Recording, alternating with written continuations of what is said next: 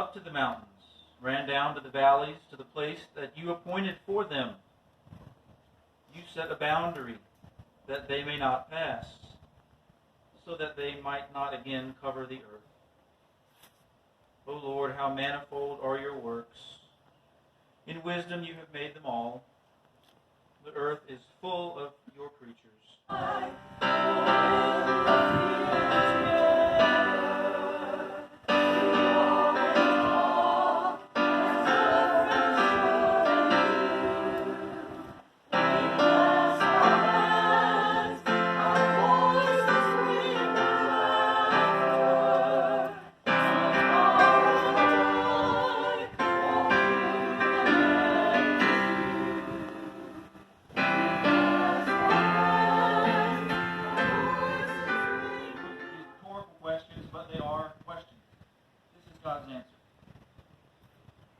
What's more, Job's questions are all about God's justice and compassion, if you remember. God's response is puzzling because, as one scholar wrote, the bulk of what God has to say seems to concern cosmology, meteorology, and zoology, rather than the specific issues of justice Job had raised. And he replied that every day after school his mother would talk to him and ask him about his day.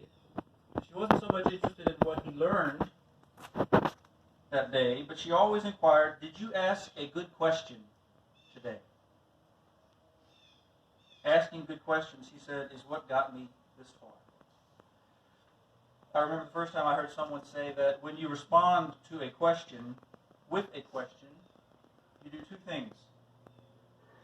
You open people up within their assumptions, and you determine the starting point of the conversation with a question.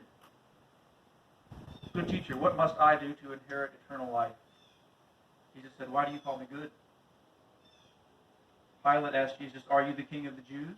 Jesus responded, is that your question? Or did someone tell you to ask me that? These questions from God caused Job to reconsider his starting point. And maybe they do the same for us. Second, as I said a minute ago, in God's response, if you read through this chapter and the following two chapters, you'll find that God's response is about cosmology and zoology and animals and creation and lots of strange things. Remember, Job's question was essentially this.